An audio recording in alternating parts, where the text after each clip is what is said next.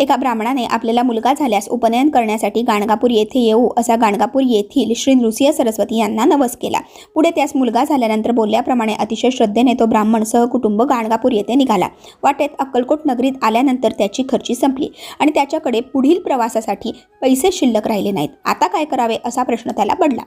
स्वामी महाराज तर प्रत्यक्ष दत्त महाराज आहेत अशी कीर्ती त्याने ऐकली होती आणि म्हणून तो स्वामींच्या दरबारात आला आणि म्हणाला, महाराज, आम्ही गाणगापूर येथे जाऊन नवस फेडू शकत नाही. आपण दत्तावतारी आहात, आपणच येथे आमचा नवस फेडून घ्यावा अशी विनंती केली. तेव्हा स्वामींनी होकारात्मक मान हलवली.